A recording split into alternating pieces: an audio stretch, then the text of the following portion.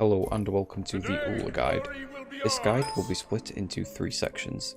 First section will be on building, the second section will be on Ullr's passive abilities, basic attack chain and ability upgrade order, and the final section will be on fighting, combos and general mechanical tips and tricks with him. So first off, we'll start straight away with the building. Ullr has 3 different builds that you can go. So all of them use beads and Aegis. Then we'll start off with the ability based build first. So in Conquest, you have 2 starts to choose from. You can either do Mage's Blessing and Tier 1 Transcendence with 2 healing and 2 mana, or 2 multi-potions. Personally, I prefer mana potions. You can swap these out for multi-potions if you want. The other start is to go into Tier 2 Transcendence and then pick up an extra healing and extra mana potions. And personally, I prefer Mage's Blessing on Ullr though. I feel like it does more for him. So I will just go with that. And Tier 1 Transcendence, Morning Star, 2 healing, and 2 mana potions. Then you're going to want to try and get your first back to be Warrior Tabby. You want to go into Warrior Tabby first because you need that movement speed. For many different reasons. If you have to run away, chase enemies, if you get ganked, things like that, movement speed will allow you to outbox enemies as well. It's super useful. Then Transcendence, you go back into it. Then after that, you would want to go into either the Crusher or Brawlers. If they have healing that you need to deal with, get Brawlers. If they don't, you can go into Crusher. Most of the time you will be going into Brawlers because the enemy will have healing, but you can also go into Crusher if you want. And then after that, you're going to want to get Jotun's Wrath for the cooldown. Once you have these sort of fully stacked, you will actually have 40% cooldown.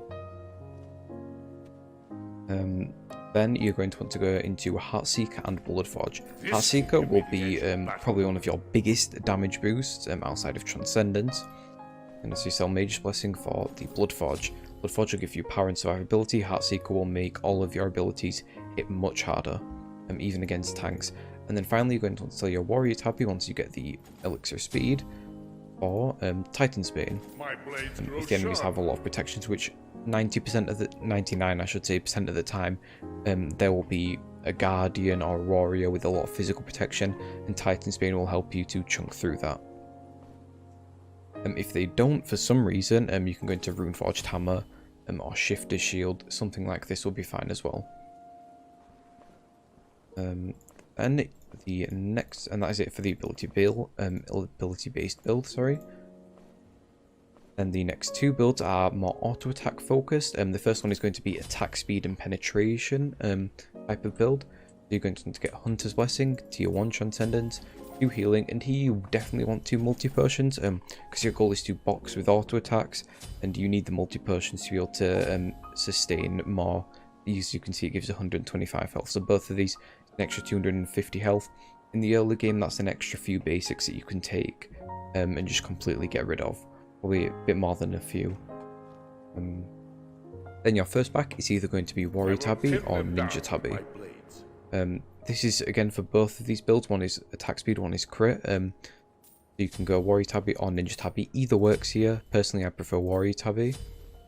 Then Transcendence. This is the same for both builds currently. Then into Assi and then Executioner.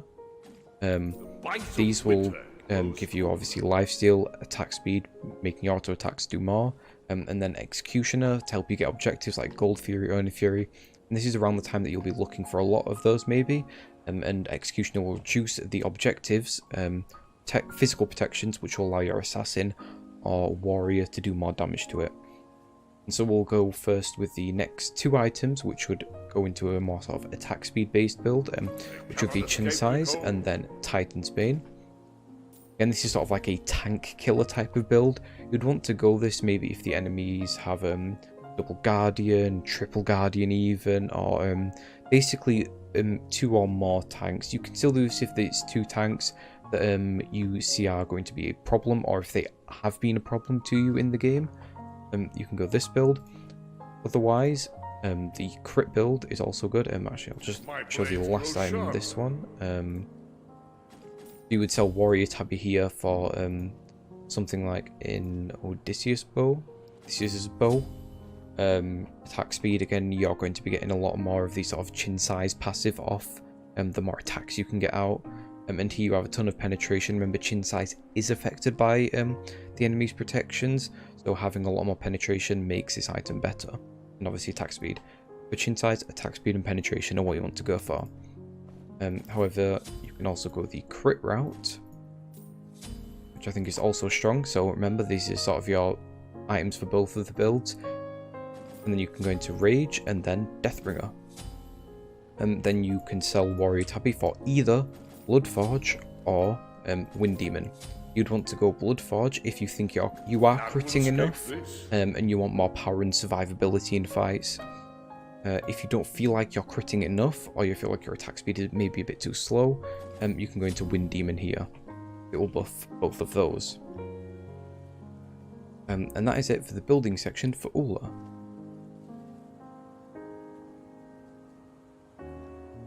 Now onto Ullr's passive abilities, basic attacks, and ability upgrade order. So, Ullr's passive Weapon Master. When Ullr uses an ability in either his stances, his cooldowns in the opposite stance are reduced. So, to talk about Ullr, we first have to talk about his ultimate or his stance change. So, Ullr changes stances. In this range stance, Ullr uses his bow, removing disarms and gaining additional attack speed. In melee, Ullr uses his axes, removing disarms and gaining additional physical lifesteal. So as you can see, if I use it, don't worry, I'll change to my axes, and my bow, and you can see my abilities change as well. Get all of them. As you can see, they change.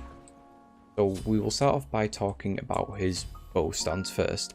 So Ullr fires a bladed arrow in a line, dealing damage and passing through all targets hit.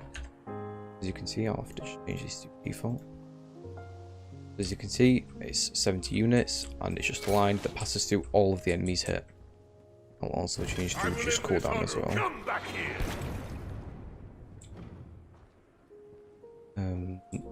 Reset these. Okay, so Ullr's 2, Expose Weakness. Ullr gains bonus physical power for 5 seconds. As you activate it, your bow glows, and you gain bonus power. As you can see, my physical power will drop to 215. Once it ends, then Hail of Arrows. Ullr fires a volley at his target location, dealing damage. You see it fires, and then hits after a sort of short delay.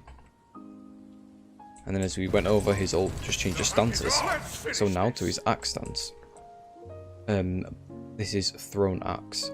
Ullr throws an axe in a line, hitting a single target, dealing damage and stunning it. See, throws it, it stops on the first god hit and deals damage. On the first enemy hit, I should say, because it works on minions as well.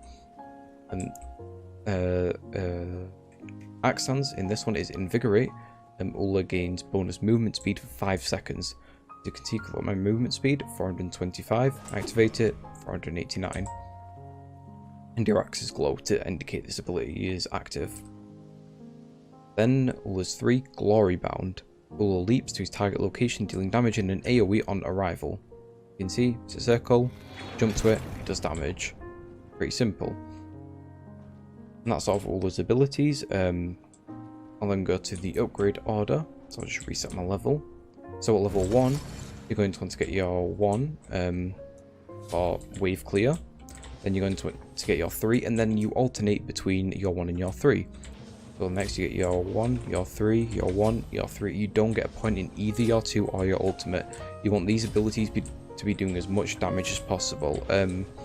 Maybe in the either of the attack speed based builds, you can start getting points in your ultimate earlier on as soon as you can, and because obviously it does increase your attack speed. But there isn't really much point in getting your 2 yet there.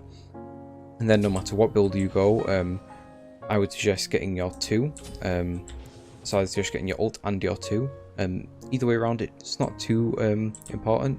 Then you're going to want to obviously get points into your ult now to max out in terms of attack speed, because attack speed will also help in the ability-based build, as we will get onto.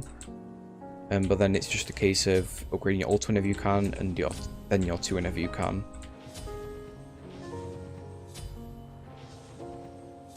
And that is it for the ability upgrade order for Ullr. Now we will go on to Ullr's fighting combos and mechanical tips and tricks.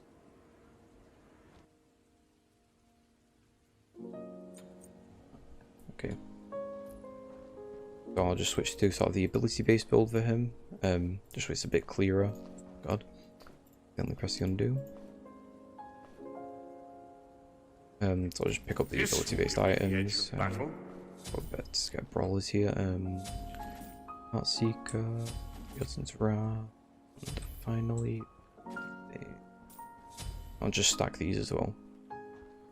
Okay. Let's end this. So, Ullr's most fun playstyle is ability-based. A lot of these things will also apply to the attack speed-based build because you can pull off these combos. However, they do become slightly less important, but still, you can use them. Ullr is very good in 1v1s, that's why he's one of the best dual gods. So in the ADC lane, that is where I think he thrives best. He can also play mid, and I've seen some people try him out in jungle as a bit more of a troll pick, because he's not super great, especially early on. Late game, he does the exact same things, but in both mid and jungle, you would go with the ability-based builds. You'd obviously just swap out in jungle the blessing for Assassin's Blessing. So there isn't really one combo for every single situation as Ullr. You have to choose when you're going to combo the abilities. And this is sort of why Ullr is so complex and requires so much sort of time to really master. Because depending on what point in the game you are, how much attack speed you have, and these types of things, they all factor into your combos. Because the sort of basis of all Ullr combos is his thrown axe, his ranged stun. This stun allows you, for 1 second, you have to try and fit as much damage into that as possible. And this is why I recommend having his 1 and his 3 on instant casting. And this would actually result in all of his abilities being on instant casting because his 2 and his ult, and my stance change, are all instant casting. This is because instant casting is the fastest type of casting in the game. So using that casting will actually result in being able to get as much out of him as possible. It can be harder to learn initially. That is why I would recommend on Ullr having this ruler and this little circle here. And you can, you can add those in, I think it's targeting. So distance line, you want that on ruler, and ground target on arrow, or you can even do it on standard or high contrast. I personally prefer arrow though. And the reason why I prefer arrow is, so let's just show. So his 1 obviously goes in max range on his on the ruler here, because it's 70 units, and so does the axe 1. Both of these are the max range on this sort of ruler. So if you can hit them on the ruler, they will be hit by that ability. And then the 3, actually, if you see where this ground targeter is, it's exactly where this 3 is. A lot of abilities will actually change where this ground targeter goes. So if you were to fire, say, a Poseidon Whirlpool all the way out there, it would actually make this ground target here go a bit further down, because this C is sort of in the center of the ability. However, Ullr's 3 just always sticks on the ground targeter. So wherever this is, that's where his 3 is going to be. And that's why it's a good idea to get used to instant casting on Ullr. So there are a few different combos. I'll demonstrate the sort of the easiest one to pull off, I guess. And they get more advanced depending on how many auto attacks you throw in. Because Ullr's bread and butter for his damage is auto attack cancelling. So this is sort of the long range-ish as well, combo for him. So you go in, so you do throw an axe, you throw your axe, you switch stance, you do your 3, and then your 1. I'll just demonstrate. So that was a slow version of it. I'll demonstrate a quick version of it. Oops, I messed up that because I didn't press my 4 in time. So that's sort of the long range combo. And if somebody has diminishing returns on them, which remember, I'll just demonstrate what diminishing returns is really quickly. So whenever someone gets hard CC applied to them, you can see it stuns for the 1 second, but it also applies 1 stack of diminishing returns. So the next hard CC, which includes stuns, you can look up the list of them online. The next hard CC they are hit by is will only affect them for 66% of its duration, or its duration will be reduced by 1/3. As you can see, that was a 1 second, and then if I throw it again, it goes quicker, and then if I throw it again, it'll go even quicker. So the first one that I threw was 1 second, which is the duration of, or 1.4 seconds, sorry. We'll just say it's 1 second. So 1 second, and then it would be reduced to 0.66 seconds for the next one he did, and then 0.33 seconds. And that's sort of the maximum that it can sort of be reduced by. And if you wait long enough, the stacks will go. They have sort of a duration on them. And so that sort of explains it. So if somebody has a lot of diminishing returns applied to them, this can be a good time to use this combo. Just use your 1, 4, 1, 1, 4, 3, 1. Generally you want to do your 3 before your 1 because it fires, sort of it hits slower. So obviously if you were to do it right at the end of it, they might be able to escape it. Most of the time they actually can't, but you never know. If somebody say beads is your combo, and they jump or dash away really quickly, they will be able to get out of your 3. However, the earlier you do it, the higher chance you have of hitting it. I will end this quickly. And so I'll sort of demonstrate a bit more of an advanced combo, which is a close range combo. And I'll just sort of do it slowly first. So it's auto attack, 1, auto attack, switch stance, 3, auto attack, 1, auto attack. Don't worry, I'll put you down swiftly. I'll demonstrate what that's supposed to sort of look like really quickly. Like that. And that's sort of a very close range combo. And you can actually do that at any level. Or you should be able to do that at any level. And with this sort of long range combo of that, the closer you get to them, like once you've thrown your axe at them, you can just start walking towards them. And you can get 2 auto attacks in right there, as you saw. So remember that your goal is to try and fit things in as much as possible in that stun duration. So once you've stunned them, move closer towards them, then you can hit more inside it. And remember, the longer the game goes on, your level increases, which means your attack speed increases, which means you can fit more auto attacks into the combo. And before executing the combo late game, it can be a good idea often to use your 2 for the bonus physical power, which will make your combos deal more damage.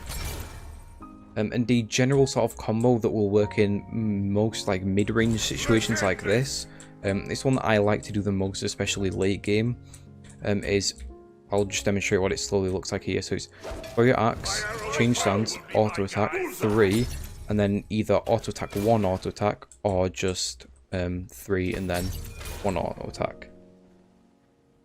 So I'll just sort of demonstrate that a bit quicker here.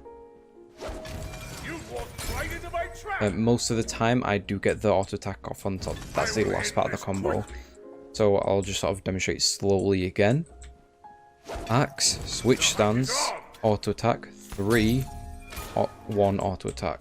And let me show that's like fast. With this combo you can actually, once you get the timing right, you can just hold left click down whilst you're doing it. And as soon as sort of your 3 is fired, just press 1 and you'll get it off. Like, all throughout that, I just pressed left click once and I held it down. As soon as I switched stance, I held it down. And that combo will sort of do you fine. You can obviously increase its complexity by letting go of sort of, or like clicking left click again after your 3, or waiting off on doing your 1, so like this.